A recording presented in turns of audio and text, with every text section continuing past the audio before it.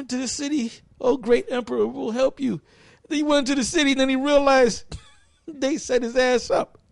You know? So that's how you Edomites are going to be, man. You're going to be as the Chase Row. Everybody's going to be looking to get a piece of your ass. You're done. You're finished. You're toast. Bend over and kiss your white ass goodbye, man. And when your leaders go down, guess who's going down with them? You idiots out here, man. And then you jakes that got your head, jammed up, welded up the white man's ass, you Uncle Tom niggas.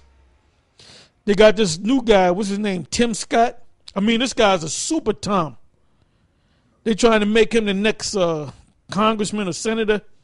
He's out of one of them southern states, Carolina. I mean, you can look at the dude, and I mean, you can actually put him in a Roots Part 5 and put him in a cotton field, and he'll look just like he belongs there, man. I mean, this dude is a super fucking Tom, man. Go ahead. Everyone. And those are the type of motherfuckers that's going to get killed right along with this devil. Everyone that is found shall be thrust through, and everyone that is joined unto them shall fall by the sword. Their children also shall be dashed to pieces before their eyes. Their houses shall be spoiled, and their wives ravished. Yeah, because up there in Sandy Hook, some black kids were killed too. Latin kids, because you know what you wanted to do? You probably lived in the Bronx, and you kind of got a nice little job. You had some white friends and shit. You went bowling with them, and then you decided to move up to Sandy Hook, where it's a safe place. And then you got jacked up right along with them damn. Hey, 2013, not the best time to be an Edomite, man. Don't be buddy with these Edomites. Don't go bowling with them. Don't go to the baseball game with them. Don't go drinking with them. You know, hey, you get a white woman, you better sneak it to your house and sneak her back home. You know, don't be caught with that damn white bitch, man. You know. But then again, we can be bold with him too, man. You know, cause Jake, this gun shit. Esau likes his guns because he's really not a man. But see, the most I put the spirit on Jake, you'll snatch that gun out of a damn cracker's hand and use that gun against his ass. There's going to be a bloody revolution, a bloody hell going to come on this damn country, man. Very soon. We're at the last thing. 2013 is going to be different than 2012, 2011, and 2010. Go ahead. Yeah, if I may say this, Elder Todd. Now, I was speaking with Elder Ibad last night, and he had told me, I forget what year it was. It was in 1781, I believe it was, when the Second Amendment to the Constitution was ratified. I believe it was ratified December 15th of 1781, if I'm not mistaken, or 86, something like that. And this Sandy Hook thing happened to take place, December 14th of this year, 2012. So is that a coincidence or what? Because as soon as that happened, what did they show? They show that they're trying to get these severe gun laws passed. Now, Obama, they got a petition going around in the U.S. of all these different so-called U.S. citizens that want him to do something about this gun law situation. He said he's going to do something about it. There was a whole setup, man. But every time there's mass killings with guns, you know what people do? They go out and buy more guns. They're going crazy buying guns, man. And you got all these buyback programs. You got idiots that's going to give their gun back and get some money so they can buy Christmas gift for their kids. These simple ass niggas in these Latin tribes. But you got these crackers, man. They're buying guns. They'll register 2 or 3 guns, but they'll have another 50 guns somewhere in a damn basement, man, or some undisclosed what do you call it, undisclosed place, location. These crackers are ready for war. They know something's going down. That's why you have this show called The Preppers, man. These corporations that build these fallout shelters, they're making all kind of money because Esau knows that something's going down, man. They're going to the gym. They're doing the MMA thing. After they finish doing the MMA, they'll go to the shooting range. You know, they're sizing you niggas up. They're doing target practice. You know, these devils are getting ready.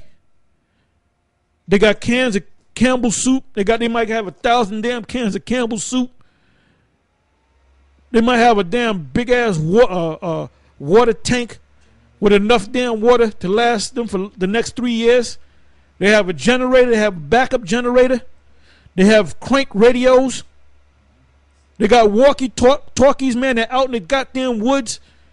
They got their kids learning how to shoot bow and arrow and crossbows. They're hunting. They're in that spirit, man. They do that shit in the wintertime, man. When the lights go off, that ain't gonna mess with them crack. You niggas, you gonna be suffering, man. You the ones gonna be suffering. You got Edomites that got retreats, man. They living among you. And then when all hell breaks loose, they go up maybe 100 miles up to their retreat. You know? Yeah, that's where the Most High spoke of the time of Jacob's trouble. He didn't say the time of Esau's trouble. Jeremiah chapter 30, verse 7. Alas, for that day is great, so that none is like it. It is even the time of Jacob's trouble, but he shall be saved out of it. For it shall come to pass in that day, saith the Lord of hosts, that I will break his yoke from off thy neck, and will burst thy bonds, and strangers shall no more serve themselves of him. But they shall serve the Lord their power, and David their king, whom I will raise up unto them. Therefore fear thou not. And that's reincarnation right there. Therefore fear thou not, O my servant Jacob, saith the Lord, neither be dismayed, O Israel, for lo, I will save thee from afar, and thy seed from the land of their captivity. And Jacob shall return, and shall be in rest, and shall be quiet, and none shall make him afraid. This is back in Isaiah chapter 31, verse 3. Now the Egyptians are men and not the Most High, and their houses flesh and not spirit. When the Lord shall stretch out his hand, both he that helpeth shall fall, and he that is hoping shall fall down, and they all shall fall together. For thus has the Lord spoken unto me, like as a lion, and the young lion roaring on his prey. When a multitude of shepherds is called forth against him, he will not be afraid of their voice, nor abase himself for the noise of them. So shall the Lord of hosts come down to fight for Mount Zion and for the hill thereof. As birds flying, so will the Lord of hosts defend Jerusalem. Defending also he will deliver it, and passing over it he will preserve it. That's talking about them chariots. Turn ye unto him from whom the children of Israel have deeply revolted. For in that day every man shall cast away his idols of silver and his idols of gold, which your own hands have made unto you for a sin. Then shall the Assyrian fall with the sword, not of a mighty man, and the sword not of a mean man shall devour him, but he shall flee from the sword, and his young men shall be discomfited. And he shall pass over to a stronghold for fear, and his princes shall be afraid of the ensign, saith the Lord, whose fire is in Zion, and his furnace in Jerusalem. And that ensign is when Yahushua comes back and destroys these devils. You know, they're going to see the Heavenly Father's Son flying through the air, and then all the nations of the earth are going to mourn, as it tells you in the book of Matthew, the 24th chapter. So this time that we're coming to, man, is going to be a great and spectacular time, man. It's going to be a lot of fireworks going on. This is the book of Matthew, chapter 24, verse 29. Immediately after the tribulation of those days shall the sun be darkened, and the moon shall not give her light. So that right there, this verse right here kills that rapture bullshit, that you're going to be raptured up, and then all hell's going to break loose down here, you know? Because it says immediately... Right, immediately after the tribulation of those days shall the sun be darkened, and the moon shall not give her light, and the stars shall fall from heaven, and the powers of heaven shall be shaken.